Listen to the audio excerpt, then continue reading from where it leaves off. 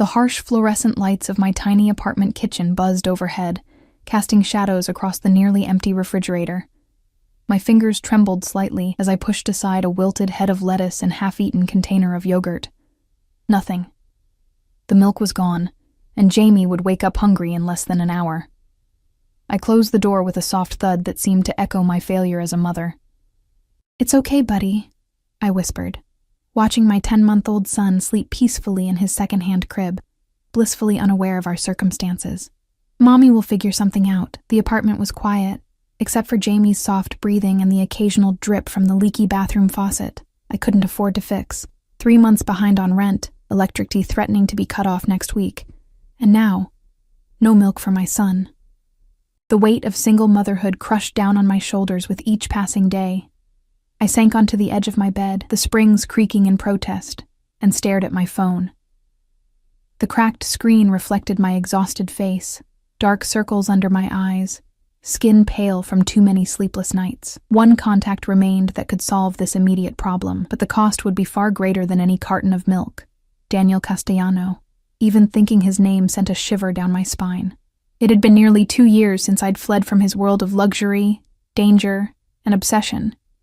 2 years of looking over my shoulder, working minimum-wage jobs under the table, and moving whenever I felt too comfortable. 2 years of raising our son, alone. My thumb hovered over his name in my contacts. I'd kept this burner phone with only his number, for emergencies. I told myself it was for Jamie's sake, but perhaps some part of me never wanted to completely sever that connection. The thought made my stomach twist with self-loathing. Just this once, I told myself. Just for milk. My fingers moved almost without my permission. "Your son has no milk." The moment I hit send, panic flooded through me. What had I done? The text was impulsive, desperate. Daniel probably wouldn't even receive it. He might have changed his number, forgotten about me entirely, moved on to some other woman who caught his eye. I paced the small apartment, my heart hammering against my ribs. Jamie stirred in his sleep, and I froze, praying he wouldn't wake yet. The clock on the microwave read 6:17 a.m. The bodega on the corner wouldn't open until 7, and I had exactly 2:37 to my name until payday next Friday. The phone remained silent, of course. What did I expect? Daniel Castellano, head of one of the most feared crime families in the city, rushing to deliver milk for a baby he'd never met? A baby he didn't even know existed until 30 seconds ago. I laughed bitterly at my own desperation. Then my phone vibrated, nearly slipping from my trembling hands. Address? Just one word. Cold. Commanding. So typically Daniel. My breath caught in my throat as memories washed over me. His dark eyes watching my every move, his possessive hands claiming me, his whispered promises that I would never want for anything as long as I belonged to him. I hesitated. Giving him my address meant opening a door I had fought desperately to keep closed. But Jamie needed milk, and I was out of options. With shaking fingers, I typed my address and pressed send before I could change my mind. The response was immediate. "Stay there." I sank onto the edge of the tattered sofa, clutching my phone like a lifeline. What had I done? Daniel wasn't the type of man who would simply drop off milk and leave. He was the type who took what he wanted, who saw the world as his to command. And once, he had wanted me. Until I discovered the truth about who he was. Until I found the bloodied shirt in the laundry. Until I overheard the conversation about making an example of someone who had betrayed him. Until I realized that the man I thought I loved was capable of ordering deaths with the same casual ease as ordering dinner. I had run then, terrified, and 3 weeks pregnant. A detail I hadn't discovered until I was 2 states away, sleeping in cheap motels and working whatever jobs I could find that paid in cash. Now, I had invited the devil back into my life. 15 minutes passed, then 20. Jamie would wake soon, hungry and crying. I began to think Daniel wasn't coming after all, that perhaps he had only responded to torment me, to remind me of my dependence. I stood and moved to the window, pushing aside the thin curtain to peer down at the quiet street below. A sleek black SUV with tinted windows glided to a stop directly in front of my building. My heart lurched painfully. No ordinary car in this neighborhood looked like that. Polished to perfection, oozing wealth and power. A man in a dark suit stepped out from the driver's side, surveying the street with practiced efficiency before nodding toward the back seat, and then he emerged. Daniel Castellano looked exactly as I remembered, yet somehow more intimidating. His tailored charcoal suit emphasized broad shoulders and a lean frame. His dark hair was shorter now, the sides closely cropped while the top remained slightly longer, styled with precision. But it was his face that caught the breath in my throat. Sharp cheekbones, strong jaw perpetually shadowed with stubble, and eyes so dark they seemed to absorb light rather than reflect it. He didn't look up at my window. He didn't need to. Daniel always seemed to know exactly where I was, as if he could sense me. He carried a large paper bag in one hand while the other adjusted the cuff of his sleeve, a habitual gesture I had once found endearing. Now it reminded me of how meticulously he controlled everything in his orbit. I stepped back from the window, heart pounding wildly. This was a mistake. I should grab Jamie and leave through the fire escape. But before I could move, a firm knock sounded at my door. Too late. I smoothed my oversized t-shirt and worn leggings, suddenly achingly aware of how I must look. Exhausted, unkempt. A far cry from the woman who had once shared his bed in silk lingerie. I took a deep breath and opened the door, leaving the chain latched. Daniel stood in the dimly lit hallway, his presence seeming to fill the entire space, his eyes locked with mine through the narrow opening. And for a moment, neither of us spoke. I saw something flash across his face. Surprise, perhaps, at how much I had changed. Or disappointment. Elena. My name on his lips still carried the slight accent that had once made my knees weak. Open the door. It wasn't a request. I just needed milk, I whispered, hating the tremor in my voice. You can leave it. Open the door, Elena. His voice remained quiet, but steel ran beneath the softness. Or I will open it myself. We both knew the flimsy chain wouldn't stop him. With resignation, I closed the door, unlatched the chain, and opened it fully. Daniel stepped inside, his gaze sweeping over the tiny apartment in one assessing glance. I saw it through his eyes, the water-stained ceiling, the second-hand furniture, the clothes drying on a rack in the corner. His jaw tightened almost imperceptibly. You live here. Not a question. An accusation. Yes. I lifted my chin slightly, a small act of defiance. We live here. At the word we, his gaze sharpened. He set the paper bag on my small kitchen counter and turned toward the sleeping alcove where Jamie's crib stood partially visible. Don't, I said, stepping between him and my son. Our son. Please. Daniel went still, the way he always did when something challenged his control. I remembered that stillness. It preceded either calculated charm or cold fury, with nothing in between. You kept my son from me. His voice was dangerously soft. For how long, Elena? I swallowed hard. He's 10 months old. The calculation was immediate. I could almost see him counting backward, remembering when I had disappeared from his life. His eyes darkened further. 10 months. He repeated the words as if testing their weight. You've kept my son hidden for 10 months. I was protecting him, I said, the words rushing out before I could stop them. Daniel's laugh held no humor. From his father? From the life he deserves? He gestured around the apartment. Is this what you call protection? Poverty? Struggle? From your world, I countered, finding a thread of courage. From blood money and violence and... Enough. The single word cut through my protest like a blade. I want to see him. Not a request. Never a request with Daniel. Jamie chose that moment to stir. A soft whimper that quickly turned into full-fledged crying.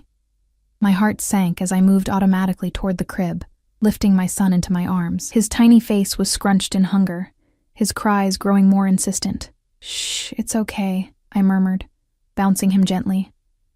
Mommy's here. I turned to face Daniel, cradling Jamie protectively against my chest. The expression on Daniel's face stole my breath away. Gone was the cold calculation, the controlled anger. In its place was something I had never seen before. Raw, unfiltered emotion. He stepped forward slowly, as if approaching something precious and fragile. For once, the powerful Daniel Castellano seemed uncertain. "He has my eyes," he said quietly, his gaze never leaving Jamie's face. It was true. Jamie had inherited his father's deep brown eyes, so dark they sometimes appeared black. The same eyes that could freeze men in fear now looked with wonder at the child in my arms. "His name?" Daniel asked. "James," I answered. "Jamie." Daniel reached out a hand, hesitating just before touching Jamie's cheek. "May I?" The request, the first genuine request I'd heard from him, caught me off guard. I nodded stiffly, and Daniel gently touched our son's face with a tenderness I hadn't known he possessed. Jamie's cries softened as he regarded this stranger with curious eyes. Then his face crumpled again, hungry cries resuming with increased urgency. "He needs to eat," I said, stepping back. "You brought milk?" Daniel seemed to snap out of his trance, turning to the paper bag he had set on the counter. "Yes." He began unpacking its contents, and I stared in disbelief. Not just milk, but formula, baby food, diapers, wipes, and groceries. Bread, eggs, fruit, vegetables, meat, enough to fill my empty refrigerator and cabinets for weeks. "Daniel, I only asked for milk," I said, feeling the familiar mix of gratitude and resentment his generosity had always provoked. His help came with strings attached. Always. "My son will not go hungry," he stated flatly, opening the carton of milk and pouring some into a clean bottle I'd left on the drying rack. He tested the temperature on his wrist, a gesture so unexpectedly paternal it momentarily stunned me before offering it to me. I took the bottle and sat on the sofa, adjusting Jamie in my arms. He latched onto the bottle eagerly, his cries immediately ceasing. The silence that fell between Daniel and me was heavy with unspoken words. Daniel removed his suit jacket, draping it precisely over the back of my rickety kitchen chair, and rolled up the sleeves of his crisp white shirt. The movement revealed the familiar tattoo on his forearm, a stylized lion, the symbol of his family. He had told me once it represented protection and power. I knew now it represented something far darker. "You should have told me," he said finally, his eyes fixed on Jamie. "He is my blood." "And what would you have done?" I asked, unable to keep the bitterness from my voice. "Brought me back to your world? Made your son a target for your enemies? Raised him to follow in your footsteps?" Daniel's expression hardened. "I would have protected you both, the way you protected Marco Ravelli," I countered, naming the business associate whose execution I had overheard him ordering. "Or Anna Delgado, the woman whose husband had betrayed the family, who had disappeared along with her children." The flash of surprise in his eyes confirmed what I had suspected. He had never known exactly what I'd heard that night, what had driven me to run. "You don't understand what you heard," he said, his voice lowering. "You never gave me a chance to explain." "What's to explain, Daniel? I know who you are, what you do." I held Jamie closer, as if I could shield him from the truth of his father's world. Daniel's eyes narrowed. "And yet, you contacted me today." The truth of his words stung. I had reached out, despite everything I knew. Despite my fear. I was desperate, I admitted quietly. "And now?" Daniel moved closer, standing over us. "Are you still desperate, Elena?" The question carried weight beyond the immediate circumstance, and we both knew it. I looked up at him, at the man I had once loved without reservation, the man I had fled from in terror. "What happens now?" I asked instead of answering. Daniel crouched before me, his eyes level with mine, one hand resting lightly on Jamie's tiny foot. The gesture was possessive, claiming.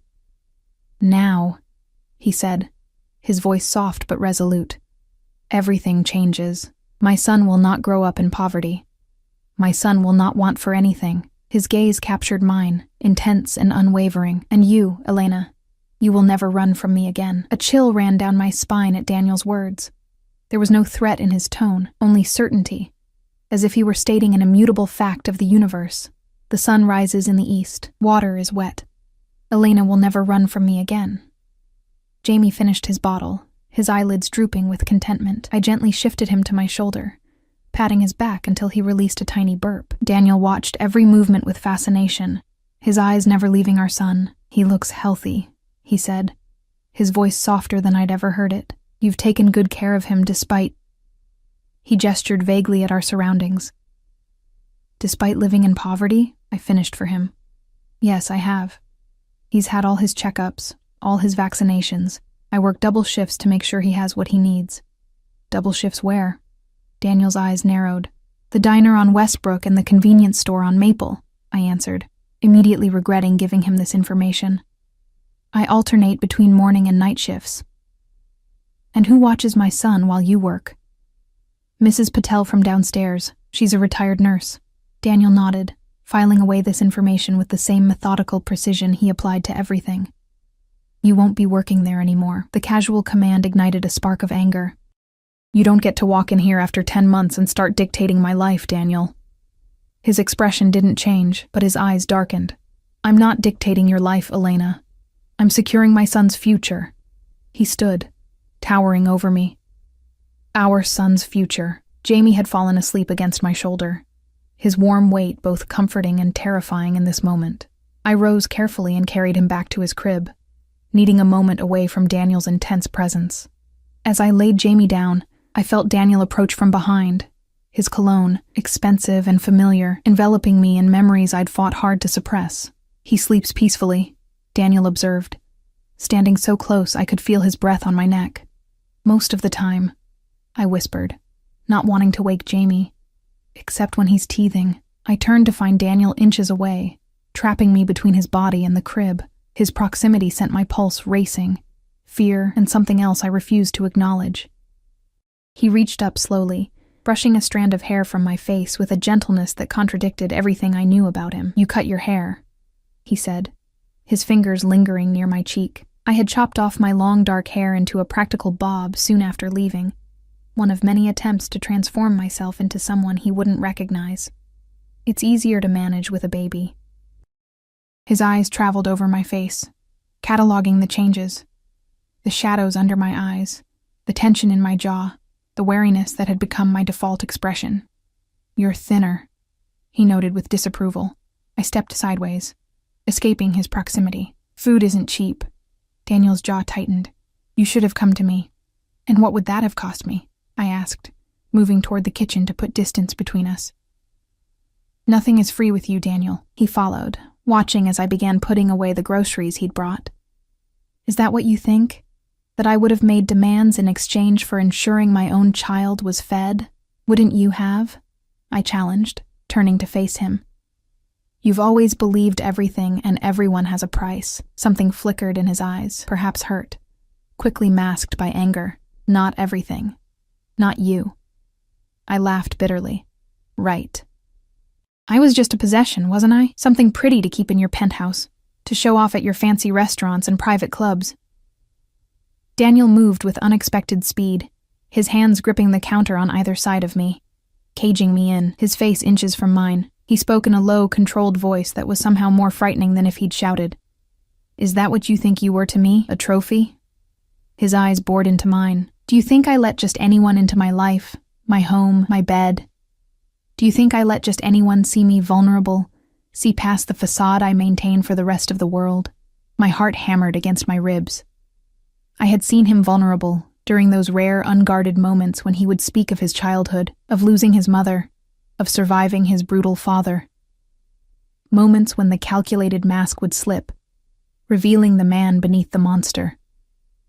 I knew things about you, I whispered.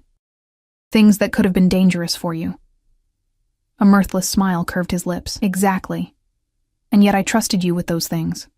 With me, his smile faded. Until you betrayed that trust. I ran to protect my child, I countered. Our child.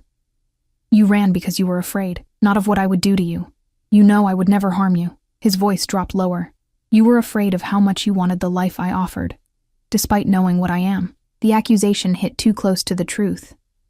I had been afraid, not just of him, but of myself, of how easily I had adapted to his world of luxury and danger, of how I had ignored the whispered conversations and sudden silences when I entered rooms, of how I had accepted his vague explanations about business, without pressing for details I knew I wouldn't want to hear. I was afraid for my soul, I admitted. And for my baby's soul. Daniel stepped back slightly, studying me. And now? Are you still afraid? I looked into his eyes, those dark, unfathomable eyes that had once looked at me with desire, with possession, with something I had almost believed was love. Yes, I answered honestly. I'm terrified. Something like satisfaction flickered across his face. Daniel had always appreciated honesty, even when it wasn't what he wanted to hear. Good. Fear keeps you sharp, keeps you alive. He glanced toward Jamie's crib, but it won't keep him fed and clothed and educated. I folded my arms across my chest. I've managed so far. Barely, Daniel countered. And at what cost? You're exhausted. You're malnourished. His gaze softened fractionally. You're killing yourself slowly, Elena. I had no response because he was right. Each day was a struggle to stay afloat, to make ends meet, to provide for Jamie while constantly looking over my shoulder, waiting for the day when Daniel's world would catch up to me, or when social services would decide I wasn't providing adequately for my son. I want to show you something, Daniel said abruptly, pulling out his phone. He scrolled through it briefly before holding it out to me. On the screen was a photo of a house. No, a small mansion, set behind a tasteful iron gate. The property was lush with gardens and tall trees providing privacy. What is this? I asked, though I already suspected the answer. Your new home, Daniel replied. Secure, private, with a nursery that's already been prepared for Jamie. I looked up sharply. Already been prepared? How long have you known about him? Daniel's expression remained impassive. I didn't, until your text this morning. But I've had people looking for you since the day you disappeared. He took back the phone, sliding it into his pocket. The nursery was hope. The admission stunned me into silence. Daniel Castellano didn't hope. He calculated, controlled, commanded. The idea that he had prepared a room for a child he didn't know existed revealed a vulnerability I hadn't expected. I can't just leave, I protested weakly. My job, my lease. Already taken care of, he interrupted smoothly. Your landlord has been paid through the end of your lease. Your employers will receive notice of your resignation, with generous compensation for the inconvenience. Anger flared within me. You had no right. I had every right, Daniel cut in, his voice hardening. The moment you kept my son from me, you forfeited your right to make these decisions alone. His expression softened marginally as he glanced toward the sleeping Jamie. I'm not your enemy, Elena. I never was. Then what are you? I asked, the question escaping before I could stop it. Daniel considered me for a long moment. I am Jamie's father. I am the man who has searched for you for nearly 2 years. He stepped closer, his presence overwhelming in the small kitchen. And I am still the man who wakes reaching for you in the middle of the night. The confession hung in the air between us, intimate and dangerous. I forced myself to look away, to remember why I had run, why I had kept our son hidden. I need time to think, I said finally. This is all happening too fast. Time, Daniel repeated, as if considering the concept. How much time did you give me before disappearing? How much time did you spend considering how it would affect me to lose you without explanation, without closure? Guilt twisted in my stomach. I hadn't given him time.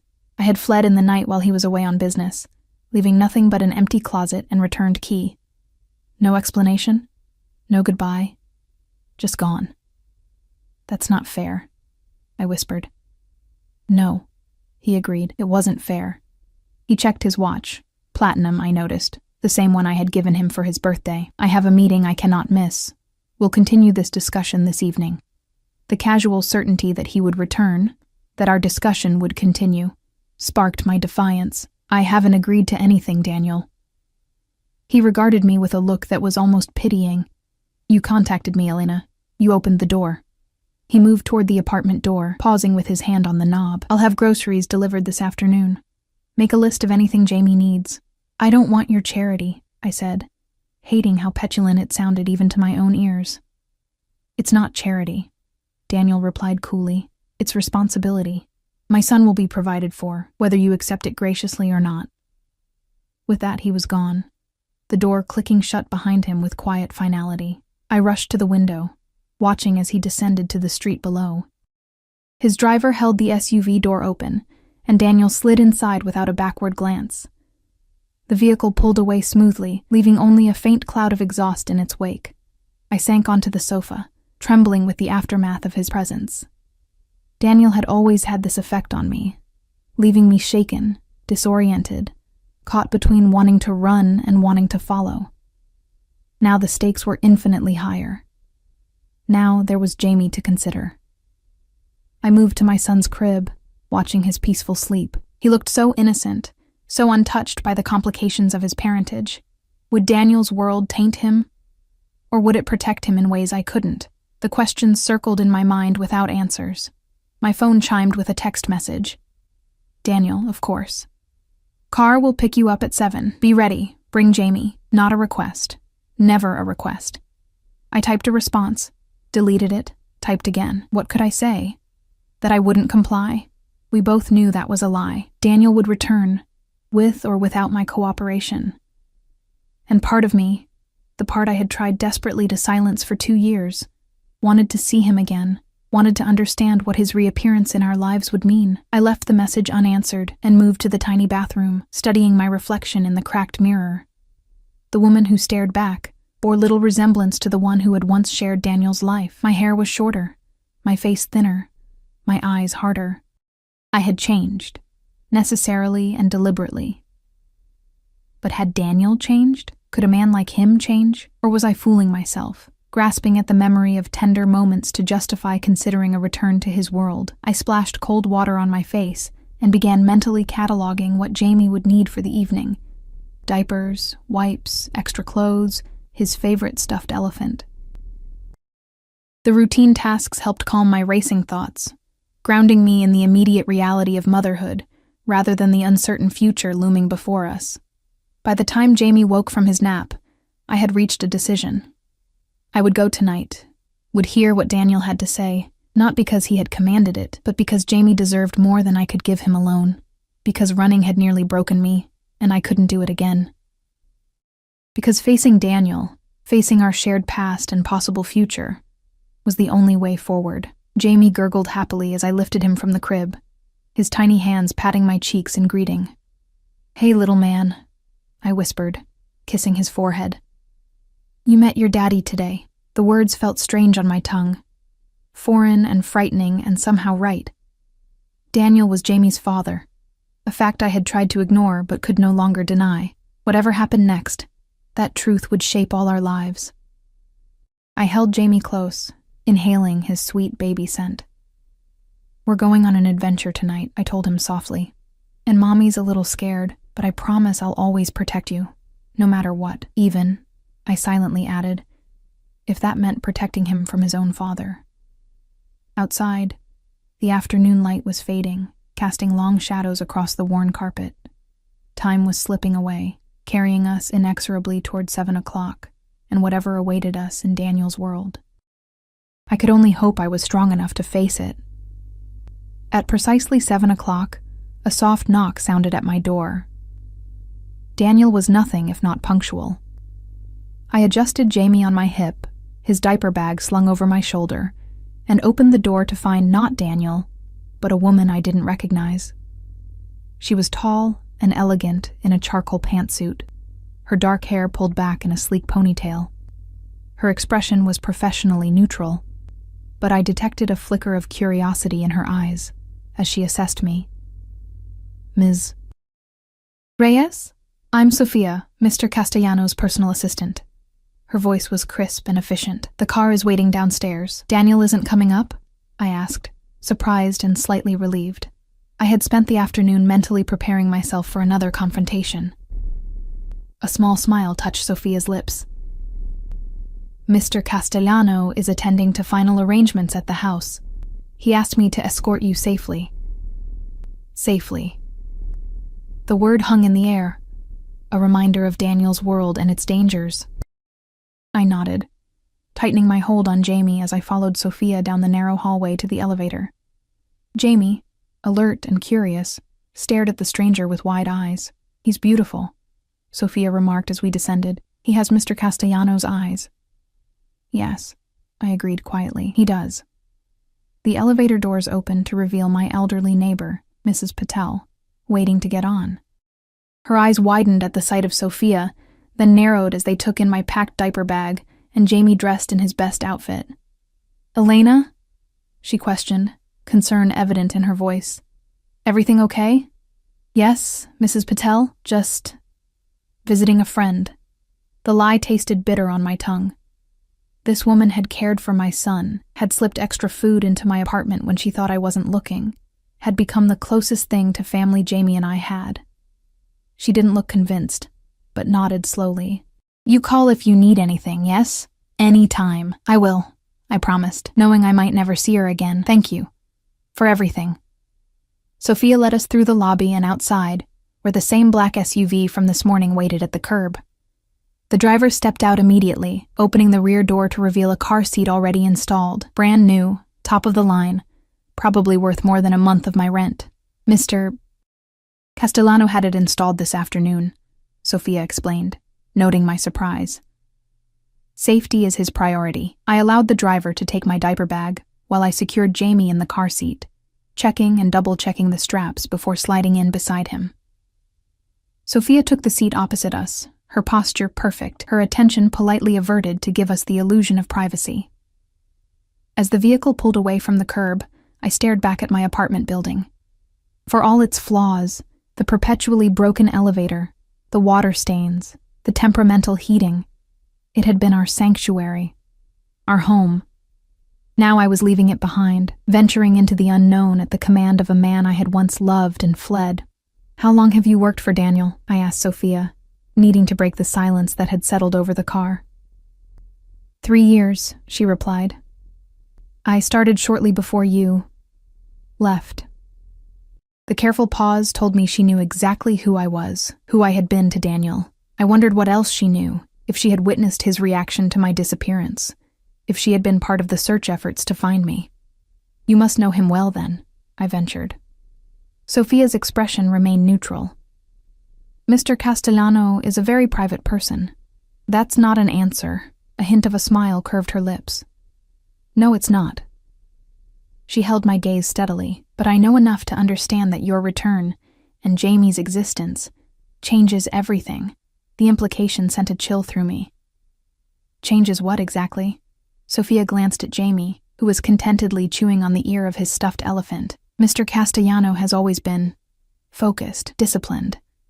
The past 2 years, however, his focus has had a particular direction." "Me," I supplied quietly. "You," she confirmed with a slight nod. "Finding you became something of an obsession." I swallowed hard, looking out the window as the city streets gave way to more affluent neighborhoods, houses growing larger, more spaced apart, gates more ornate. And now he's found me. "Yes," Sophia said simply. "He has." The rest of the drive passed in silence. I watched the landscape transform, each mile taking us further from my life of struggle and closer to Daniel's world of luxury and danger. Jamie eventually dozed off, lulled by the smooth motion of the expensive vehicle. After about 40 minutes, we turned onto a private road, lined with mature oak trees that formed a natural tunnel. At the end stood a wrought iron gate, which opened silently as we approached. Beyond it, the house from Daniel's photo rose from meticulously landscaped grounds, an elegant 3-story structure of stone and glass, imposing yet somehow welcoming. Security cameras tracked our approach, and I noticed discreet figures patrolling the perimeter.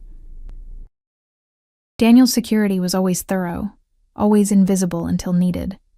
The SUV circled a fountain before stopping at the front entrance.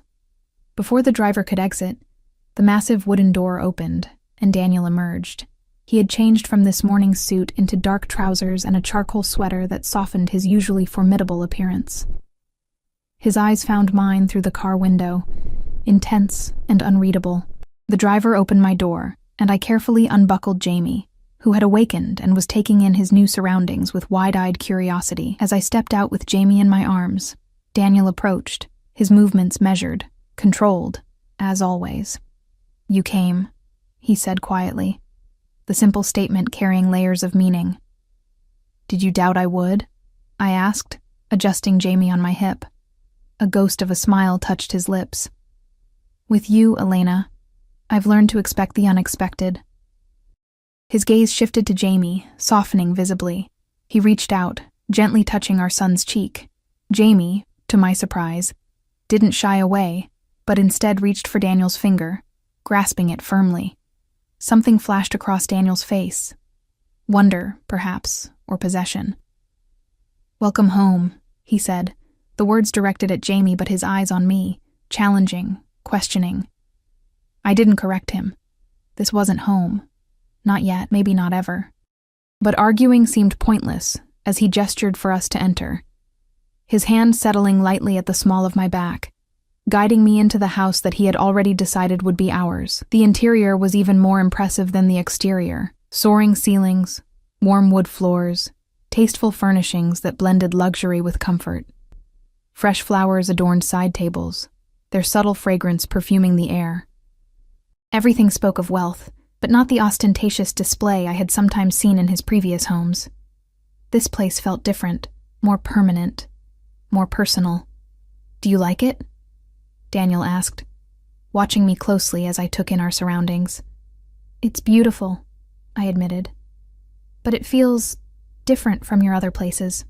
It was designed with different priorities in mind," he replied cryptically.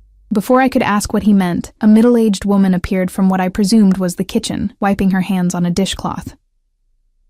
"Ah, Mrs. Alvarez," Daniel said. "This is Elena and Jamie." The woman smiled warmly. "Dinner is ready whenever you are, Mr. Castellano." Her eyes lingered on Jamie with approval. "And I've prepared something special for the little one." "Thank you," Daniel replied. "We'll eat shortly." Mrs. Alvarez nodded and retreated to the kitchen. Daniel turned to me, extending his arms toward Jamie. "May I?" The request, again, a genuine request, caught me off guard. I hesitated before carefully transferring Jamie to his father's arms, ready to take him back at the first sign of distress. But Jamie didn't cry. He stared up at Daniel with fascination, reaching a tiny hand toward his father's face. Daniel held him with surprising ease, supporting his head and body with practiced care. "You seem to know what you're doing," I observed. "I've been studying," Daniel replied, his eyes never leaving Jamie's face. "Books, videos, consultations with pediatricians." The image of Daniel Castellano, feared crime boss, ruthless negotiator, studying baby books and watching parenting videos was so incongruous I almost laughed. But the tenderness with which he held our son was undeniable. "Would you like to see the nursery?" he asked, glancing up at me. "It's upstairs." I nodded, following as Daniel carried Jamie up the sweeping staircase. The second floor opened onto a wide hallway with several doors leading off it. Daniel led us to one near the end, pushing it open to reveal a nursery that took my breath away. The room was spacious and bathed in soft light from recessed fixtures. A hand-carved wooden crib stood against one wall, draped with linens in soothing blues and grays. A comfortable rocking chair sat in one corner beside a bookshelf, already filled with children's books.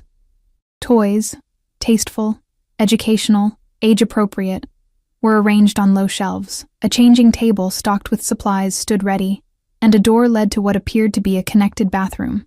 "Daniel," I whispered, overwhelmed by the care and thought evident in every detail.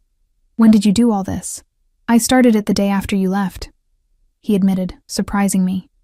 "Not specifically as a nursery, but as a child's room. I told myself it was for the future, for someday." He met my gaze, something vulnerable flickering in his eyes. "I always intended to have a family with you, Elena." The confession stunned me into silence. In our time together, we had never discussed children, never talked about a future beyond the immediate. Or rather, I had never brought it up, assuming a man like Daniel wouldn't want the complication of a family. "You never said anything," I finally managed. "Neither did you." He shifted Jamie in his arms, the movement gentle but confident. "Would it have changed anything if you had known I wanted children with you?" I didn't answer. I couldn't, because I honestly didn't know. Would it have changed my decision to run if I had known Daniel saw a future for us beyond the dangerous present? Or would it have terrified me more? The idea of bringing a child deliberately into his world.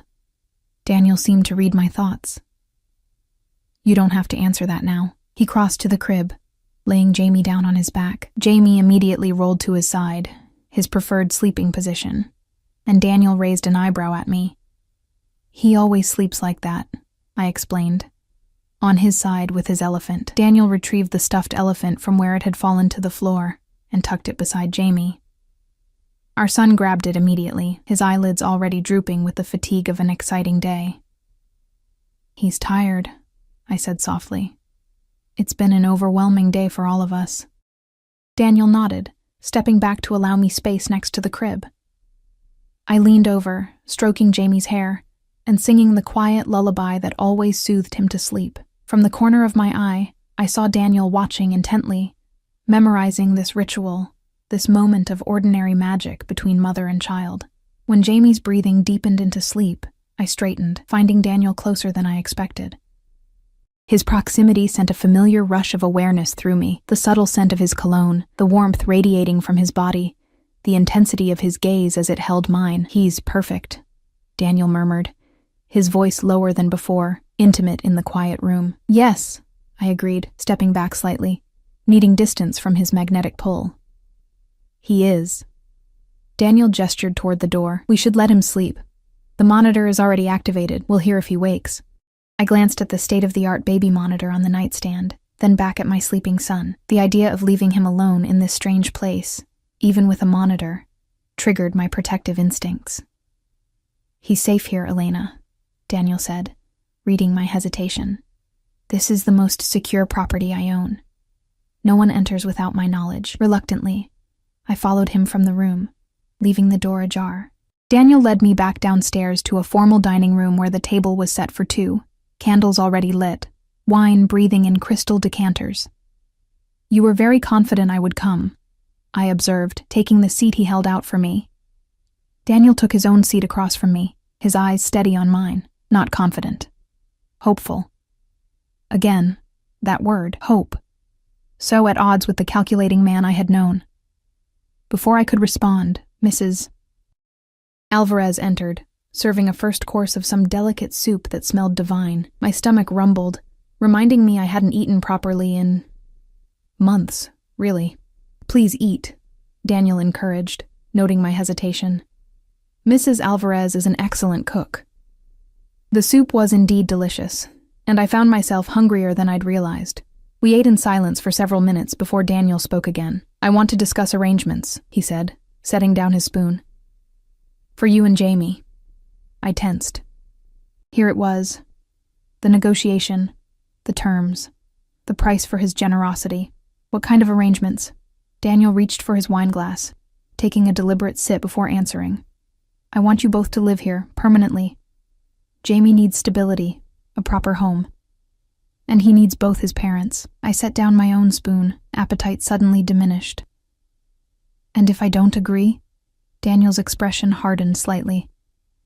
I've been patient, Elena. I've respected your space today, allowed you to come to terms with the situation, but make no mistake. My son will grow up with his father present in his life. Are you threatening to take him from me? My voice shook with sudden fear. No, Daniel replied firmly. I would never separate a child from his mother, especially not our son from you. His expression softened fractionally. But I am prepared to take legal action to establish my parental rights if necessary. The implied threat hung in the air between us. Daniel had resources I couldn't hope to match. Lawyers, influence, endless funds. If he sought custody, even partial custody, I would be powerless to stop him. So my choices are to live here, under your control, or fight a losing battle in court. I summarized bitterly. Your choices, Daniel countered, are to provide our son with the stability and security of both parents in a safe, comfortable home, or to continue struggling alone while I pursue my rights as his father through legal channels. He leaned forward, his gaze intense. I'm offering you a partnership, Elena, not imprisonment. A partnership on your terms, I argued, in your world. Would you prefer I moved into your apartment? He asked with a hint of sarcasm. Would that make you feel more in control? I flushed, knowing how ridiculous the suggestion was. Daniel Castellano in my tiny apartment, with its leaking faucets and temperamental heat, was an absurd image. What about your work? I asked instead. Your business. We both knew what I meant. The family business. The empire built on blood and fear. Daniel's expression grew guarded. My business interests are separate from this house, from our family. Are they? I challenged. Can they ever truly be separate? He was silent for a moment, considering. I've made changes since you left, he said finally. Legitimate investments, legal enterprises, the other aspects, are being addressed. I raised an eyebrow skeptically. You expect me to believe you're going legitimate? Just like that? Not just like that, he corrected.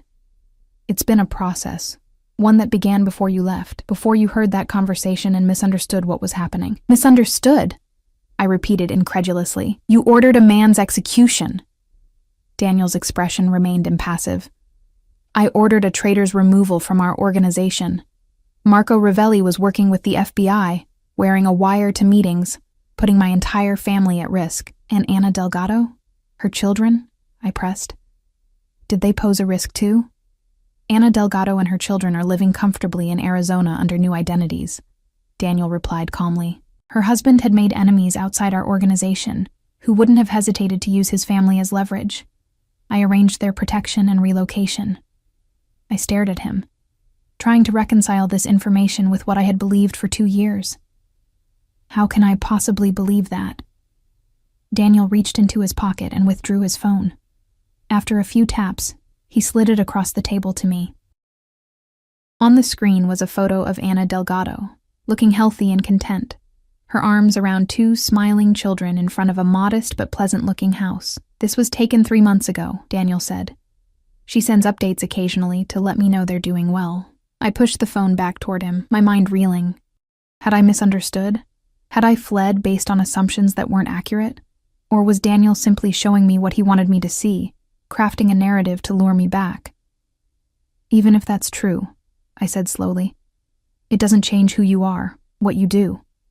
No, Daniel agreed, surprising me. It doesn't change who I am, but it might change your perception of what I do, and why. Before I could respond, the baby monitor on the table crackled with Jamie's familiar fussing sounds. I rose immediately.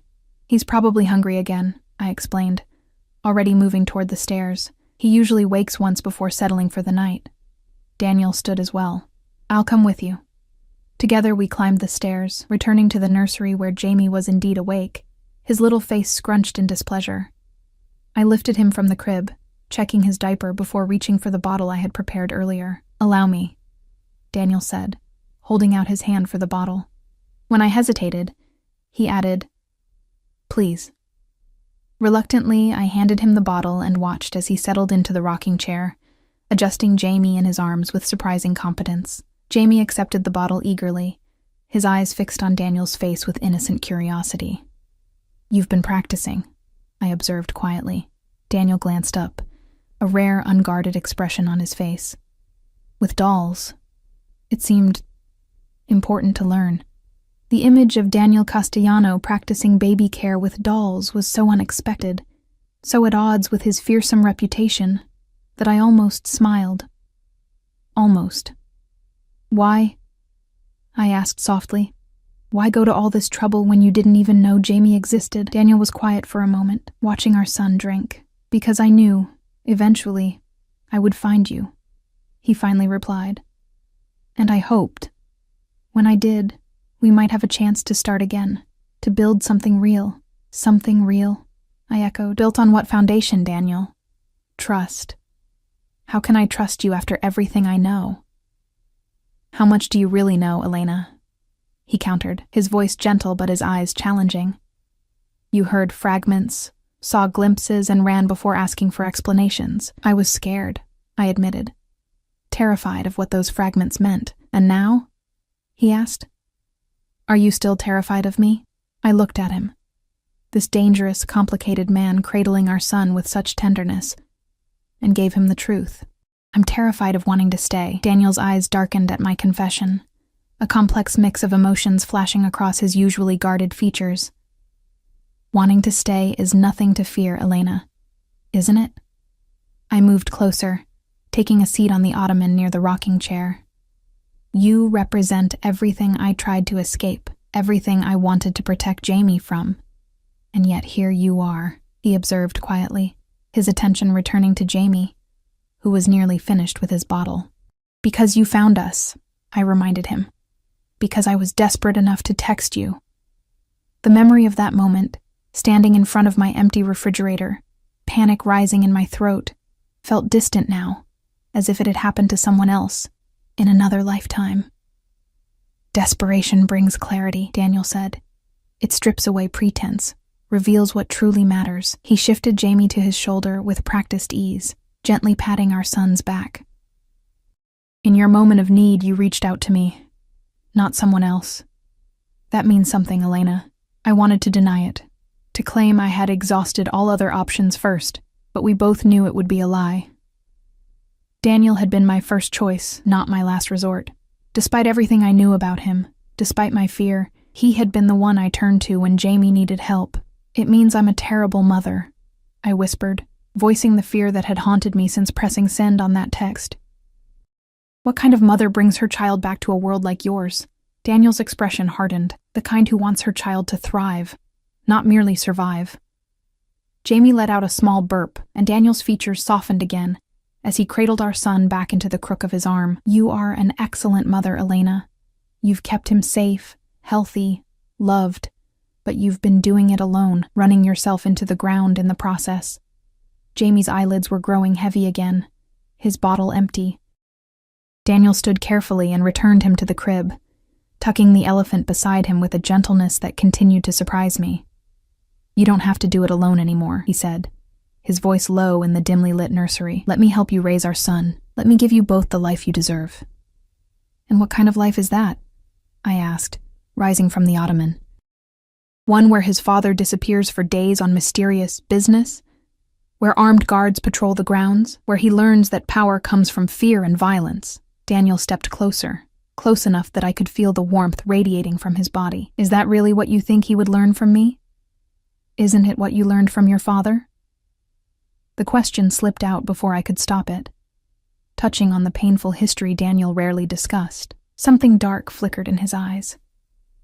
My father taught me many things, most of them lessons in what not to become. He reached out slowly, his fingertips brushing a strand of hair from my face.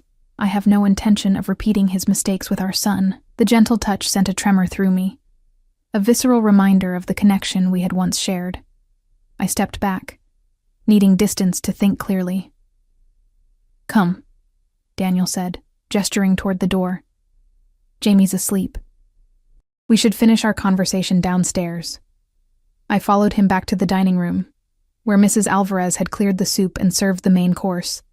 Perfectly cooked fillets, roasted vegetables, and garlic mashed potatoes that made my mouth water, despite my emotional turmoil. Daniel poured more wine for both of us before taking his seat. Eat, he encouraged.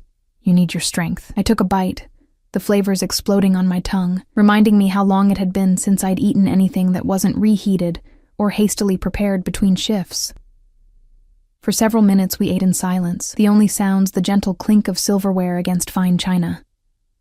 Tell me about the past 10 months, Daniel said finally, setting down his knife and fork. Tell me about Jamie. The request caught me off guard. I had expected more negotiation, more pressure to accept his terms. Instead, he seemed genuinely interested in the son he had just discovered. He was born on December 12th, I began hesitantly. A little early, but healthy. 7 pounds, 3 ounces. You were alone? Daniel's expression darkened at the thought. I nodded. I had a midwife at a small birthing center. They were kind. His first word? A smile tugged at my lips despite myself. Mama, at about 7 months. He's still working on other words, but he babbles constantly. I took a sip of wine, the rich Cabernet warming me. He started crawling at 8 months, and he's trying to pull himself up now. The pediatrician says he's advanced for his age. Daniel listened with rapt attention as I continued, sharing the milestones and little moments that had filled our life. Jamie's first laugh, his favorite foods, the way he would bob his head to music. With each story, the tension between us eased slightly, replaced by the shared connection of two parents discussing their child. "I have pictures," I admitted, pulling out my battered phone. "Not many, but—" Daniel reached for the phone eagerly, his fingers brushing mine in the exchange. I watched as he scrolled through the sparse collection of photos I had managed to take. Jamie at 1 month, 3 months, 6 months, 9 months. His expression softened with each image, the hard lines of his face relaxing into something more vulnerable, more human. "He's perfect," he murmured, lingering on a photo of Jamie laughing in a patch of sunlight on the apartment floor. "He has your smile, and your stubbornness," I countered with a small smile. "Once he decides he wants something, there's no dissuading him." Daniel looked up, a rare grin transforming his features. "A valuable trait," says the man who once refused to leave my apartment until I agreed to have dinner with him. The memory slipped out before I could censor it. Daniel sitting stubbornly on my old sofa, claiming he would wait all night if necessary after our chance meeting at the university library where I had worked. It worked, didn't it? His eyes held mine, warm with shared history, best 14-hour wait of my life. The comment caught me off guard, reminding me of the man I had fallen for. Determined, intense, but also capable of surprising humor and tenderness. Before Daniel the crime boss, there had been Daniel the man, and I had loved that man with an intensity that had frightened me even then. "Why me?" I asked suddenly, the question that had lingered since our first meeting finally finding voice. "Out of all the women you could have chosen, wealthy, connected, understanding of your world, why pursue the broke graduate student working night shifts at the university library?" Daniel set down my phone, considering the question. "Because you looked at me and saw a man, not a name or a bank account or a reputation." His gaze held mine steadily. "Because you challenged me, questioned me, made me justify my choices instead of simply accepting them. Because when you smiled, it felt like something I had been missing my entire life without knowing it." The raw honesty of his answer stole my breath. This was the Daniel few people ever saw. The man beneath the calculated exterior, capable of depths of feeling his enemies would never believe existed. "You disappeared once," he continued, his voice lower. "I won't survive it a second time." The admission hung between us, heavy with implication. Before I could respond, my phone buzzed on the table, the screen lighting up with a text message. Daniel glanced down reflexively, then froze, his expression transforming in an instant, from open vulnerability to cold fury. I reached for the phone, turning it to see the message that had triggered such a reaction. "Just checking you're okay. Didn't see you at work. Call me?" "Matt." "Who is Matt?" Daniel's voice had dropped to a dangerous whisper. All previous warmth evaporated. I sighed, suddenly exhausted. "A co-worker from the diner. Just a friend." "A friend," Daniel repeated, the word dripping with disbelief. "A friend who texts you at night to check if you're okay?" "Yes, a friend," I insisted, irritation flaring. "Matt is the cook at the diner. He's 63 and has grandchildren Jamie's age. He looks out for me, that's all." Daniel's expression didn't change, but something in his posture relaxed marginally. "And does this Matt know where you are tonight?" "No one knows where I am," I replied sharply. I didn't exactly leave a note saying, "Off to the mansion of the crime boss who fathered my child. Back later." The sarcasm earned me a narrow look. "Your safety is not a joke, Elena. If someone were looking for you—" "No one is looking for me," I interrupted. "Except you, apparently, for the past 2 years. Daniel leaned forward, his expression intense. "Do you have any idea how many people would use you and Jamie to get to me? How many enemies would consider you valuable leverage?"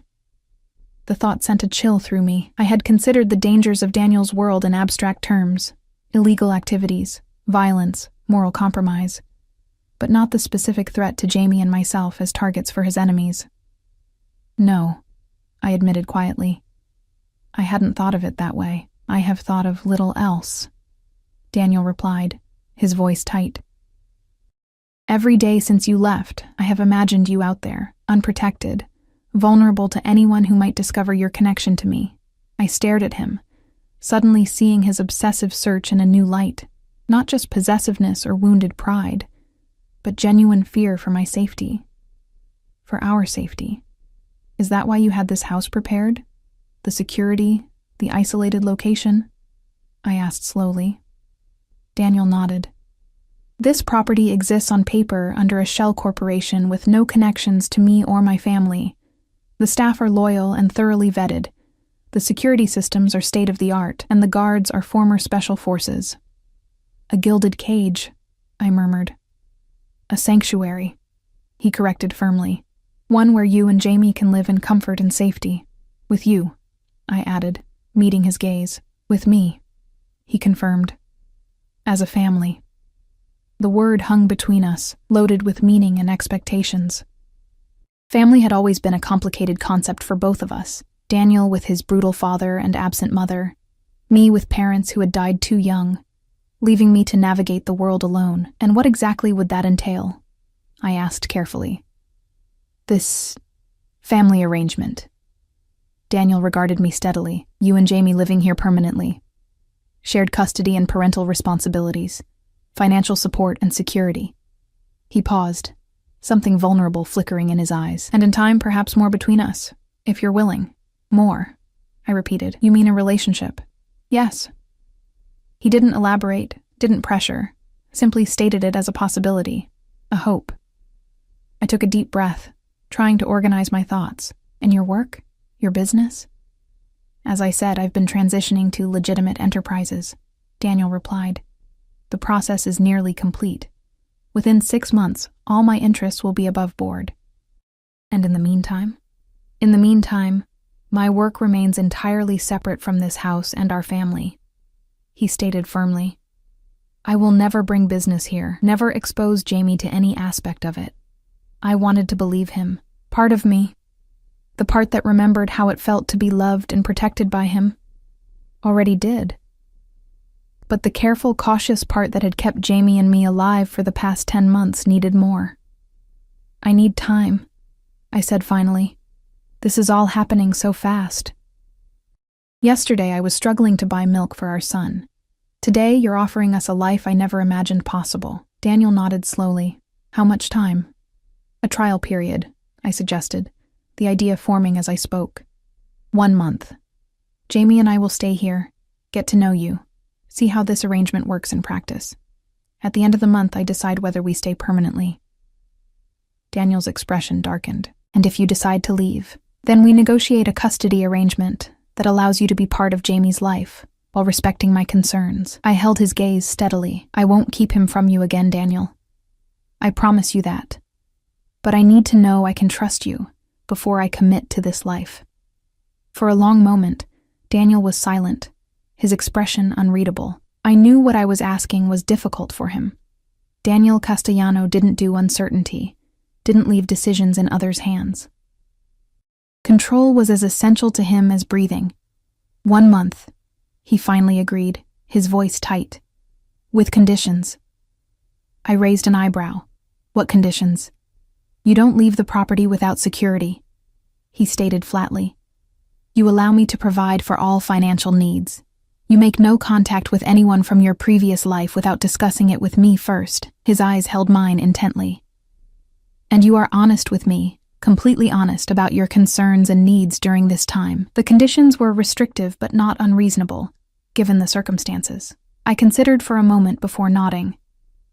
I agree, with one addition of my own. Daniel waited expectantly. You are equally honest with me, I said firmly, about your business, about your plans for our future, about everything. No half-truths, no omissions, no protecting me from information you think I can't handle. A muscle ticked in Daniel's jaw, the only outward sign of his tension. Agreed, he said finally, though you may not like everything you learn. I'd rather know uncomfortable truths than comfortable lies, I replied. Daniel reached across the table, his hand extended toward mine, not demanding, but offering. After a moment's hesitation, I placed my hand in his. His fingers closed around mine, warm and strong and achingly familiar. 1 month, he repeated softly, beginning now. The contact between us sent a current of awareness through my body, a reminder of the chemistry that had always existed between us, regardless of the complications. I withdrew my hand slowly, needing to maintain some distance, some clarity. "I should check on Jamie," I said, rising from the table. Daniel stood as well, ever the gentleman despite the power and danger that clung to him like a second skin. "Of course. I'll show you to your room afterward. It connects to the nursery through an adjoining door." "My room," I repeated. "Not yours." Something heated flickered in his eyes, but he inclined his head in acknowledgement. "Your room, for now. I can be patient, Elena." The implication that his patience had limits hung unspoken between us. Daniel had never made a secret of his desire for me, even in the early days of our relationship. That desire, combined with his possessive nature, had been both thrilling and frightening then. Now, with Jamie between us and 2 years of separation to overcome, it was even more complicated. We checked on Jamie together, finding him sleeping peacefully, his tiny chest rising and falling in the soft glow of the nightlight. Daniel stood beside me at the crib, close enough that our shoulders nearly touched, united in this moment of parental wonder. "He trusts completely when he sleeps," Daniel observed quietly. "No worries, no fears." "That's our job," I replied. "To worry and fear for him, to protect him so he doesn't have to." Daniel glanced at me, something approving in his expression. "Yes, it is." We watched Jamie for another moment before Daniel led me through a door I hadn't noticed earlier, concealed within the nursery's wood paneling. It opened into a spacious bedroom decorated in soothing blues and creams, a king-size bed with what appeared to be silk sheets, a sitting area with comfortable chairs, a marble bathroom visible through another doorway. "Your things are in the closet," Daniel said, gesturing toward a walk-in closet that I suspected was larger than my entire apartment. Noting my confusion, he added, "I had Sophia purchase a new wardrobe for you this afternoon. If anything doesn't fit or isn't to your taste, she can exchange it." I should have been offended at the presumption, but instead found myself feeling oddly touched by the consideration. "Thank you," I said quietly. Daniel moved to the nightstand, pressing a button that illuminated a control panel. "The house security system can be accessed here. This button calls security directly." He pointed to another. "This one alerts me personally, day or night." He turned to face me, his expression serious. "Your safety, both of you, is my highest priority, Elena. Never hesitate to use these if you feel concerned about anything." The reminder of the dangers surrounding Daniel's world sent a shiver down my spine. "Do you expect trouble?" "I never expect it," he replied with grim certainty. "I prepare for it. There's a difference." I nodded, suddenly exhausted by the emotional whiplash of the day, from desperate single mother to whatever I was now. Co-parent with a crime boss? Reluctant inhabitant of a luxury fortress? Woman standing on the edge of falling back into a love that had once consumed her? "You're tired," Daniel observed, reading my fatigue with the same uncanny perception he had always possessed. "Rest. We can continue our discussion tomorrow." He moved toward the door, but paused with his hand on the knob. "I never stopped looking for you, Elena. Not for a single day." His eyes met mine, intense and sincere. "I never stopped hoping I would find you. And now that I've found both of you, I will do whatever it takes to keep you safe. To keep you with me." The quiet certainty in his voice sent a tremor through me, part fear, part something else I wasn't ready to examine too closely. "Good night, Daniel," I said softly. The ghost of a smile touched his lips. "Good night, Elena. Welcome home." As the door closed behind him, I sank onto the edge of the bed, the events of the day crashing over me in waves. 24 hours ago, I had been staring at an empty refrigerator, desperate and alone. Now I sat in a mansion, my son sleeping peacefully in a nursery fit for royalty, with Daniel Castellano once again in our lives. 1 month to decide our future. 1 month to determine if Daniel could truly change, if his world could ever be safe for Jamie, if the feelings I had buried for 2 years were worth resurrecting. 1 month to decide if I was brave enough to stay. Morning light filtered through sheer curtains, casting soft patterns across the unfamiliar bed. For a disorienting moment, I I couldn't remember where I was. Then it all came rushing back. The text, Daniel's appearance, this house, our agreement, 1 month to decide our future. I stretched, luxuriating in the feel of silk sheets against my skin. I hadn't slept this well in years, probably, since before Jamie was born, since before I ran. The baby monitor on the nightstand remained silent, suggesting Jamie was still asleep, unusual for him. He typically woke at dawn, ready for his first bottle. I slipped from the bed and padded to the adjoining door, easing it open to check on him. The nursery was empty. Panic seized me, my heart lurching painfully as I rushed to the crib. Jamie's stuffed elephant lay abandoned on the mattress, but my son was nowhere to be seen. I spun around, searching frantically for any sign of him, when a soft sound from downstairs caught my attention. Laughter. Jamie's distinct, delighted giggle. I hurried down the sweeping staircase, following the sound to a sun-drenched kitchen at the back of the house. And there they were, Daniel and Jamie, the most improbable breakfast companions imaginable. Daniel sat at the kitchen island, still in what appeared to be sleep clothes, expensive-looking lounge pants and a fitted t-shirt that revealed the muscular physique his suits usually concealed. Jamie was secured in a high chair beside him, happily smashing banana pieces between his tiny fingers. Neither had noticed me yet. I remained in the doorway, struck by the scene before me. Daniel Castellano, feared by enemies, respected by allies, a man whose name was whispered in certain circles, was making airplane noises as he guided a spoonful of what looked like pureed fruit toward our son's eagerly opening mouth. "That's my boy," he murmured when Jamie accepted the offering, his voice warm with pride. "Smart like your mother, strong like your father." The tenderness in his tone caught me off guard, causing a tightness in my chest I couldn't quite define.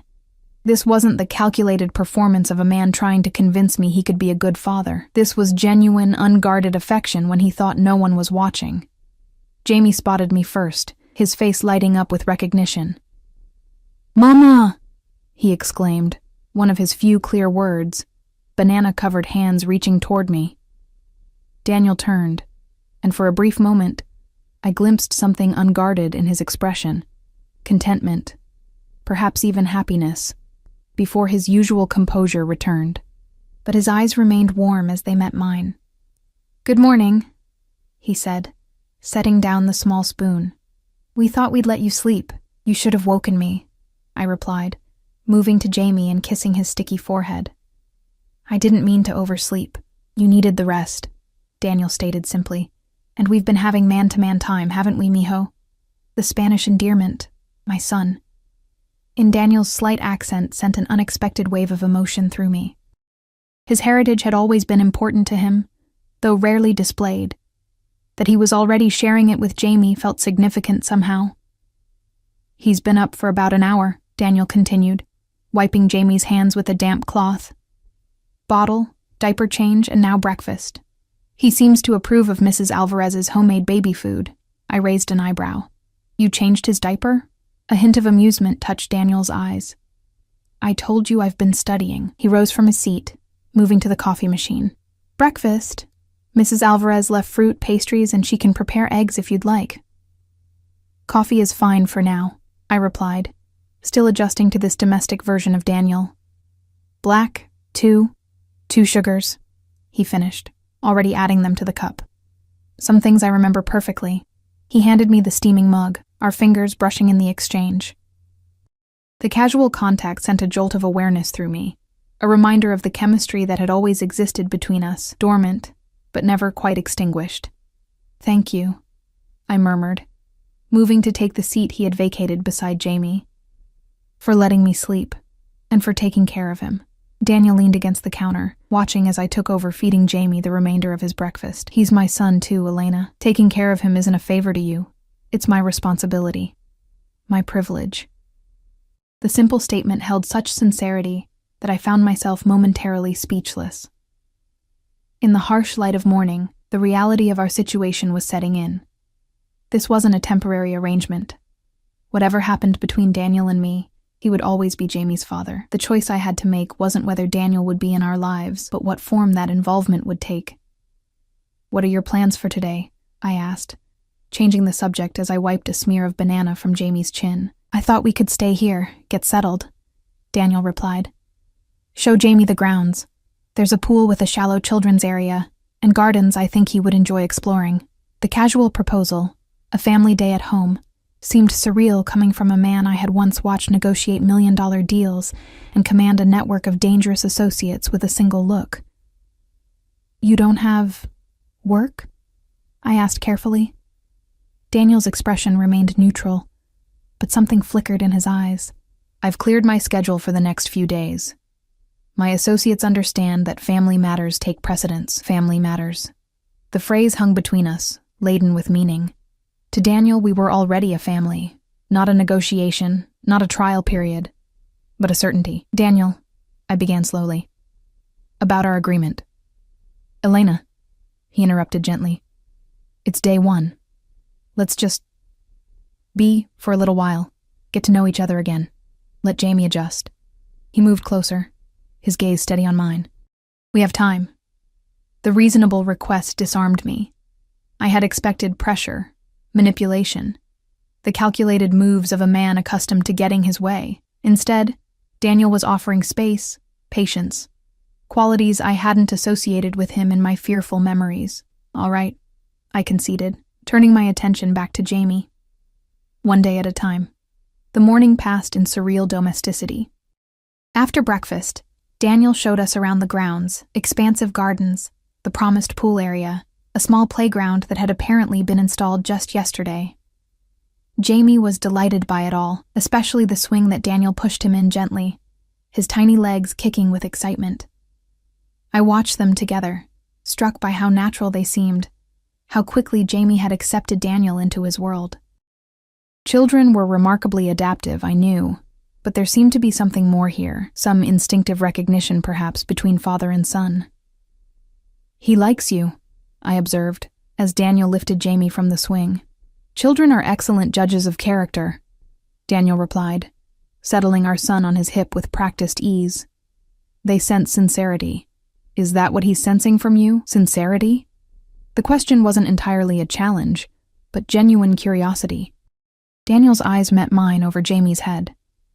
What do you think he's sensing, Elena? The direct question caught me off guard. I considered for a moment before answering honestly. Love. He senses that you love him. Something softened in Daniel's expression. Yes, he agreed quietly. I do. How? I asked, the question that had been nagging at me since yesterday finally finding voice. How can you love someone you just met? Daniel glanced down at Jamie, who was contentedly playing with the collar of his father's shirt. I loved him before I met him. From the moment I read your text, knew he existed. He looked back at me, his gaze steady. He's part of you and part of me. How could I not love him instantly? The simple declaration struck something deep within me. Daniel had always been capable of such certainty, such absolutism in his emotions. It was part of what had drawn me to him initially, his unwavering conviction in a world that had always seemed so uncertain to me. It's not always that simple, I murmured. It can be, Daniel countered. If we let it. The comment hung between us as we continued our tour, eventually returning to the house for Jamie's lunch and nap time. Daniel insisted on participating in every aspect of Jamie's routine, absorbing each detail with the same focused intensity he had once applied to business matters. After settling Jamie for his nap, we retreated to a comfortable sitting room overlooking the gardens. Mrs. Alvarez appeared with lunch, a light salad for me, something more substantial for Daniel, before discreetly withdrawing. Your staff is very efficient, I observed, picking at my salad. Do they live here? Daniel shook his head. Mrs. Alvarez comes daily. Security rotates shifts, with 2 men always on property. My driver, Marco, has quarters above the garage. He studied me over his water glass. Does their presence make you uncomfortable? A little, I admitted. I'm not used to having people around all the time, watching, serving. They're not watching you, Elena. They're protecting you. He set down his glass, leaning forward slightly. And they can be as invisible as you prefer. This house is designed to provide privacy while maintaining security. I nodded, taking in the subtle security features I had begun to notice. Cameras disguised as decorative elements, reinforced windows that looked ordinary, the carefully planned sightlines that would allow guards to monitor approaches without being obvious. It's all very thorough, I said finally. You've thought of everything. Not everything, Daniel replied, his voice quieter. I never anticipated Jamie. That was the one variable I couldn't plan for. The admission seemed to cost him something. Daniel had built his life, his empire, on careful planning and absolute control. The existence of a son he hadn't known about represented a massive disruption to that control. A disruption he was handling with surprising grace. Would you have looked for me differently if you had known? I asked, curious despite myself. If you had known I was pregnant when I left? Daniel considered the question with the gravity it deserved. I would have found you faster, he said finally. I would have been more aggressive in my methods. A chill ran through me at the implication. What methods did you use? He held my gaze steadily. Are you sure you want to know? Part of our agreement is complete honesty, but some truths are difficult to hear. I want to know, I insisted. No more secrets, remember? Daniel nodded once. I had teams in 6 cities following leads. Private investigators with specific instructions to be discreet, to observe but not approach if they found you. I had contacts in hospitals and clinics watching for your name or any aliases we thought you might use. He paused. I accessed databases I had no legal right to access, called in favors from people who owed me, paid substantial sums for information. You invaded my privacy, I stated, not entirely surprised but still disturbed by the scope of his search. Yes, he agreed without hesitation. I would have violated every privacy law in existence to find you, Elena. His expression hardened slightly. What I didn't do was harm anyone. I didn't threaten. I didn't destroy. I looked for you with every resource at my disposal, but I did it cleanly. By your standards, I pointed out. By any reasonable standard, he countered. I could have found you months ago if I had been willing to be less ethical in my methods. The claim gave me pause. Daniel Castellano, concerned about ethics? It contradicted everything I had believed about him when I ran. Why weren't you? I asked. Less ethical, I mean, if finding me was so important to you. Daniel's eyes never left mine, because I hoped when I found you, there would be a chance for reconciliation, for understanding. And that chance would be destroyed if I used methods that harmed you or others. He leaned back slightly. I wanted to find you, Elena, not terrify you into running further. The logic was so perfectly, essentially, Daniel, pragmatic, strategic, but with an underlying current of emotion that few people ever glimpsed. It reminded me why I had fallen for him in the first place, before I knew the full truth of his world. And now, I asked softly, now that you've found us? Now we decide what comes next, he replied simply. Together. The word hung between us, together, loaded with possibilities and complications. Before I could respond, my phone chimed from the coffee table. I reached for it automatically, checking the screen. Need money for rent ASAP. Landlord threatening eviction. Amy, my neighbor from the apartment, a single mother like myself, with twins barely older than Jamie. We had helped each other occasionally, watching each other's children during overlapping shifts, sharing resources when one of us came up short. A friend? Daniel asked, his tone carefully neutral, but his eyes sharp with interest. My neighbor, I explained, already typing a response. She's in trouble with the landlord, the same landlord who was threatening you with eviction? Daniel's voice hardened. The one I paid through the end of your lease yesterday? I looked up, surprised. You really did that? I said I did. A hint of offense colored his tone. I don't lie to you, Elena. No, you just omit crucial information, I countered, unable to help myself. Like the fact that you're the head of a crime family. Daniel's expression shuddered slightly. You knew who I was when we met, perhaps not the specifics, but you knew I wasn't an ordinary businessman. He was right, and we both knew it. I had sensed the danger surrounding Daniel from our first meeting, had been drawn to it, if I was completely honest with myself. The expensive suits, the deferential treatment he received everywhere we went, the careful way people spoke around him. I had known he was powerful in ways that exceeded legitimate business. I had simply chosen not to look too closely. "You're right," I admitted quietly. I knew something wasn't conventional. I just didn't know how deep it went. Daniel nodded once, accepting my concession without pressing the advantage. "What does your neighbor need, exactly?" I glanced back at Amy's text. "Rent money. Probably utilities, too," knowing her situation.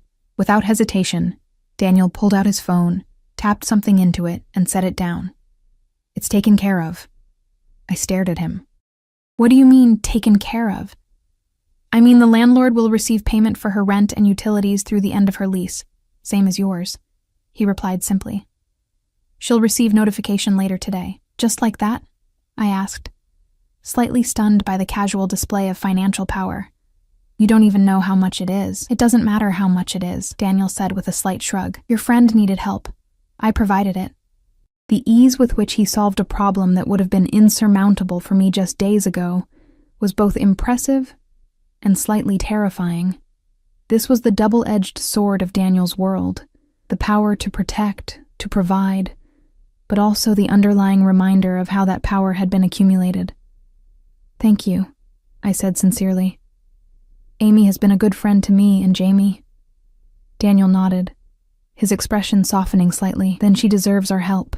He paused, watching me closely. "That's what I want you to understand, Elena. The resources at my disposal can be used for good, to protect, to support, to build. It's a matter of choice and intention." "And your intentions?" I asked quietly. "For your business? For the future?" "Are exactly as I told you," he replied steadily. "Legitimacy, security, family." His eyes held mine with unwavering intensity. I meant what I said about transitioning to legitimate enterprises. "The process began before you left, accelerated after you disappeared." "Why?" I pressed, needing to understand. "You've spent your entire adult life building your organization. Why change course now?" Daniel was silent for a long moment, considering his response. When he finally spoke, his voice carried a weight of conviction I hadn't anticipated. "Because I want more than power and wealth, Elena. I want a legacy that doesn't require my son to look over his shoulder for the rest of his life. I want him to be proud of his name, not burdened by it." He leaned forward, his gaze intense. "And I want a life with you that isn't shadowed by fear. Yours or mine." The sincerity in his voice was unmistakable. This wasn't the calculated charm he deployed in negotiations, or the cold certainty he used to command respect.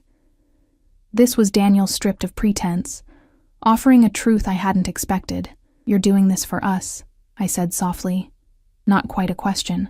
For all of us." He corrected gently. "For the family we could be." The baby monitor crackled with Jamie's familiar wake-up sounds before I could respond.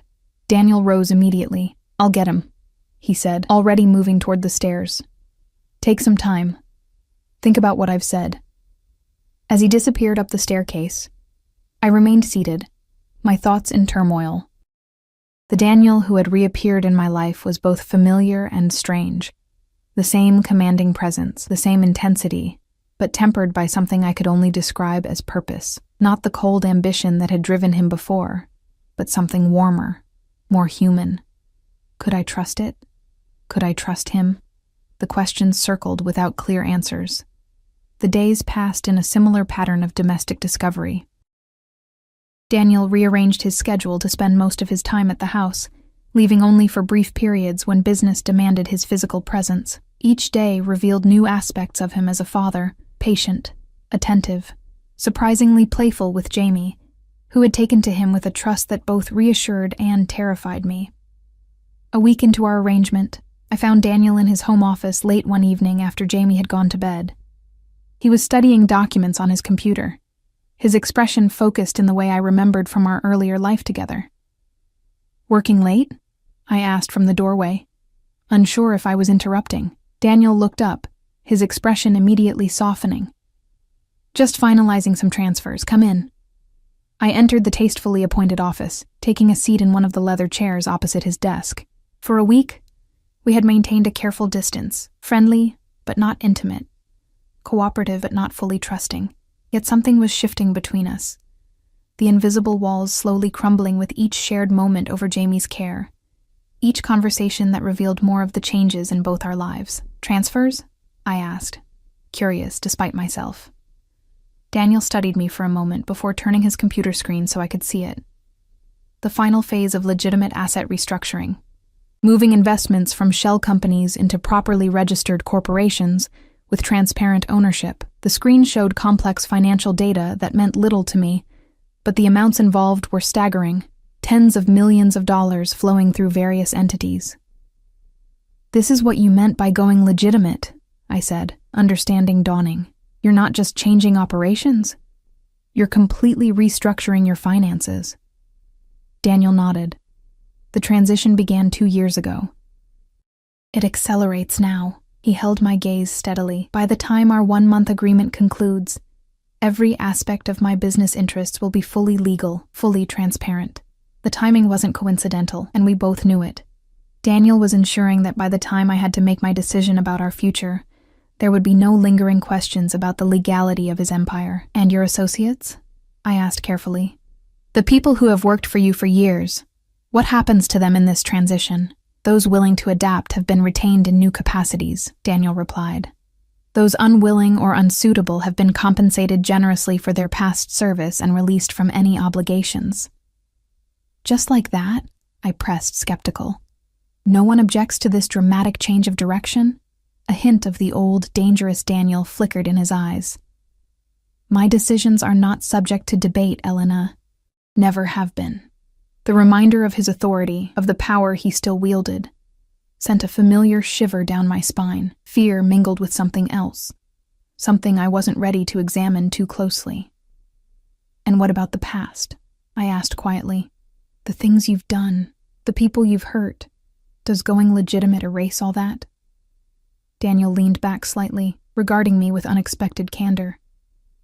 "Nothing erases the past. I don't expect absolution, Elena. Only the chance to build a different future." His expression grew more intent. "A future with you and Jamie."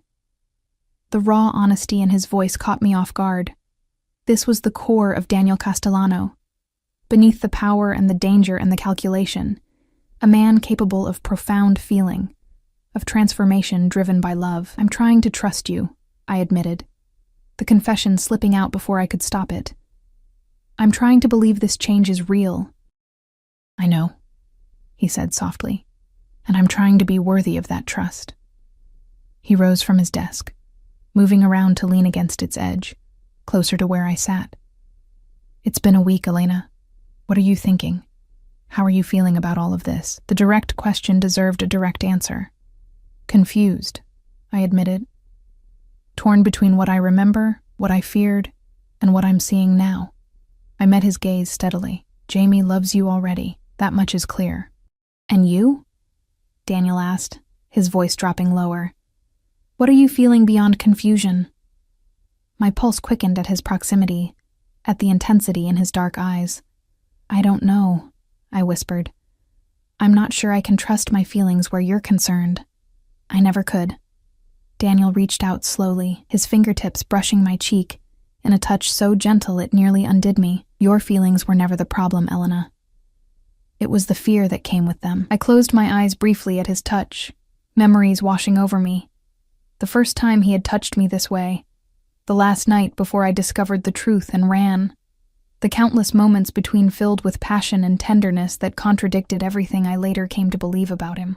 "I was right to be afraid," I murmured, opening my eyes to find him watching me with naked longing. "Yes," he agreed softly.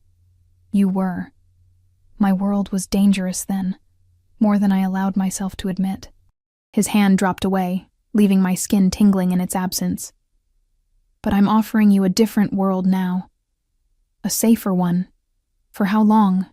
I challenged gently. "How long before the old ways call you back? Before the power you're surrendering becomes too tempting again?" Daniel's expression grew solemn. "Power was never the goal, Elena. Security was. Control." His gaze held mine intently. "I grew up with nothing. No protection, no certainty. at the mercy of a father who ruled through fear and violence. Everything I built was to ensure I would never be vulnerable again. The rare glimpse into his past, into the motivations that had shaped him, created a crack in the wall I had built around my heart. I had always known pieces of Daniel's history: the abusive father, the mother who had died too young, the poverty and danger of his childhood. But I had never fully understood how those experiences had forged him. And now? I asked softly. Now I understand there are different kinds of vulnerability, he replied, his voice lower. The kind that comes from opening yourself to love, to family, to a future you can't control entirely. He moved closer, his knees nearly touching mine. That's the vulnerability I'm choosing now, Elena. For Jamie, for you. If you'll let me. The sincerity in his voice, in his eyes, was unmistakable.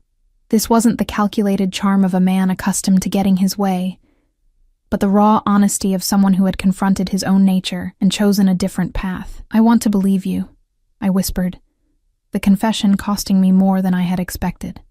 I want to believe in this version of you, of us. Daniel knelt before me, taking my hands in his, not commanding, not possessing, but offering. Then believe it, he said simply. Give us the chance to become what we were always meant to be. I looked into his eyes, searching for any hint of deception, any shadow of the man I had feared. Instead, I found only Daniel. Complicated, intense, dangerous in some ways, but also capable of profound love, of sacrifice, of change. I need more time, I said finally. We still have 3 weeks left in our agreement. Daniel nodded, accepting my hesitation without protest. 3 weeks, he agreed, rising to his feet, but keeping my hands in his. But know this, Elena. I have already made my choice. I chose you and Jamie the moment I received your text. Every decision since then has been in service to that choice. The simple declaration hung in the air between us, powerful in its certainty. Daniel had always possessed this quality, this absolute conviction that, once decided, admitted no doubt or wavering. 3 weeks passed more quickly than I could have imagined, filled with small moments that gradually rebuilt the trust between us. Daniel included me in every aspect of his transition to legitimacy, showing me documents, introducing me to his legal team, proving through actions rather than words that the change was real and irrevocable. Jamie flourished under the attention of both parents, developing new skills almost daily, his vocabulary expanding to include dada alongside mama, a development that had brought actual tears to Daniel's eyes the first time he heard it. And slowly, inevitably, the walls around my heart crumbled. The Daniel I had feared became increasingly difficult to reconcile with the man who read bedtime stories with dramatic voices, who sat through business calls with Jamie napping on his chest, who looked at me each day with unwavering devotion and infinite patience. On the final day of our 1-month agreement, I found Daniel in the garden, watching Jamie crawl across a blanket spread on the manicured lawn. The sight of them together, dark heads bent in concentration over a colorful toy, created a tightness in my chest that was both painful and exquisite. Daniel looked up as I approached, his expression questioning. We both knew what day it was, what decision awaited us. Join us? He asked simply, patting the blanket beside him. I settled onto the soft fabric, smiling as Jamie immediately crawled into my lap, babbling excitedly about his toy. He's trying to say elephant, Daniel observed with a fond smile. He's got the first syllable down. L, Jamie confirmed, waving the stuffed animal for emphasis before crawling back toward his other toys. We watched him in comfortable silence for a moment, the peace of the afternoon wrapping around us like a gentle embrace. It's been a month, Daniel said finally, his voice quiet but steady. Have you made your decision, Elena? I turned to face him fully, taking in the man who had once been my greatest fear and was now, against all odds, my greatest hope. Yes, I said simply. I have. Daniel's expression remained carefully neutral, but I could see the tension in his shoulders, the slight tightening of his jaw as he prepared himself for whatever answer I might give. This past month has shown me a side of you I always suspected existed but never fully believed in. I began softly. You've been honest, patient, devoted to Jamie. And to me. Always to you, Daniel interjected quietly. I nodded, acknowledging the truth of his words. The world you're building now, the legitimate business, this safe home, the future you envision, it's everything I could want for Jamie. For us. Hope flickered in Daniel's eyes, but he remained silent, waiting for me to finish. I've realized something important, I continued, reaching out to take his hand. The day I texted you about the milk, I wasn't just reaching out because I was desperate. I was reaching out because deep down, some part of me never stopped hoping you could be the man I'm seeing now. Daniel's fingers tightened around mine, his thumb tracing gentle circles on my skin. And what do you see now, Elena? I see a man who loves his son unconditionally, I answered honestly. A man who has moved mountains to create a safe future for his family. A man who has waited, without pressure or manipulation, for me to make my own choice. I met his gaze steadily. I see the man I fell in love with, but stronger, better, more complete. Daniel's eyes darkened with emotion. And your decision? I smiled, feeling lighter than I had in years. The weight of fear and uncertainty finally lifting from my shoulders. My decision is to stay, to build this life with you, to raise Jamie together, to become the family you've believed in all along. The control that defined Daniel in all things slipped momentarily, raw emotion transforming his features as he processed my words.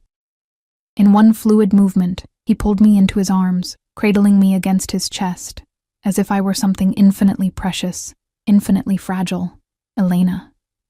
He whispered against my hair, my name a prayer on his lips. Thank you for this second chance. I swear to you, I will never give you reason to run again. I leaned back slightly, meeting his gaze. No more secrets, no more fear, just us, building something real together. Just us, Daniel agreed, his hand coming up to cut my cheek. You, me, and Jamie, family. The word no longer frightened me. Instead, it felt like coming home. Not to a place, but to a person, to the connection we had always shared, now strengthened by time and truth, and the small miracle playing contentedly at our feet. Daniel leaned forward slowly, giving me time to pull away if I wanted, but I didn't want to. Instead, I closed the distance between us, pressing my lips to his in a kiss that felt like sealing a promise. His arms tightened around me, familiar and new all at once. The passion that had always existed between us rekindled instantly, tempered now by deeper understanding, by the knowledge of what we had almost lost, and what we had found again. When we finally separated, both slightly breathless, Jamie crawled between us, demanding attention with imperious babbles. Daniel laughed, a rare, genuine sound that transformed his usually serious features, and lifted our son into his arms. What do you think, mijo? He asked, settling Jamie on his knee. Are you happy with Mama's decision? Jamie reached out, placing one tiny hand on Daniel's cheek and the other on mine, as if physically connecting us. Mama, he declared confidently. Then, with equal certainty, Dada. That's right, I whispered, blinking back unexpected tears. Mama and Dada are both here now. Always. Daniel's eyes met mine over Jamie's head, a world of meaning in that single glance. Gratitude, joy, and a love so profound it transcended the complications of our past. Always, he echoed softly, the word both a promise and a certainty. In that moment, with the afternoon sun warm on our faces and our son secure between us, I knew with absolute clarity that I had made the right choice. The text I had sent in desperate need had led us here, to this second chance, this new beginning. Daniel Castellano had once been the man I fled from in fear. Now he was the man I chose to build a future with, in strength and in love. The journey had been unexpected, complicated, even dangerous at times, but as Daniel drew me closer, creating a circle of warmth with our small family, I realized that sometimes the most unexpected paths lead exactly where we're meant to be. Sometimes, a desperate text about milk can change everything. you. You like that, Asura? Gotta grab more hay for my bunnies. Wait, that's extremely cute. Do so. Hi, Love Blanket. I'm cleaning my rooms for the guests coming this Friday. Aunt's wedding on May the 2nd. Blanket. That's exciting.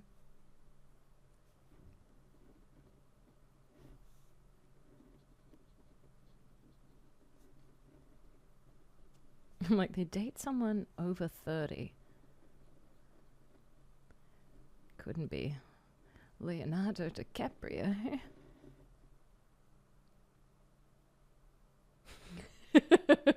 What if you just brought the bunnies to the hay, let them have all of the hay they deserve, which is indeed all of it. Yes.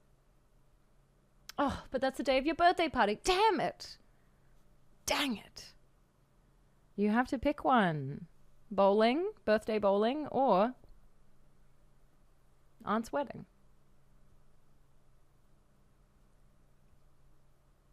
None of these ever left the furry art scene. Fuck yeah. Sophie's Galaxy. Sophie's Galaxy, welcome in. These birds are cute. Thank you. I'm having great fun with them. I'm new to working in acrylic marker, so trying them out with these little fellas. Hi Sophie, what do you stream? Welcome.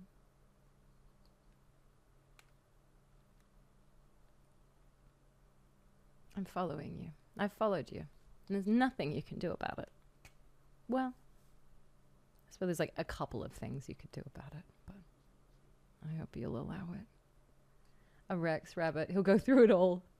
They'd poop in the fresh hay. Oh, which they love to do. Yeah. Little stinkers.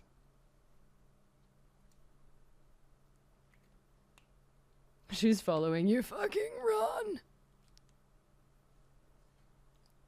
Watch yourself.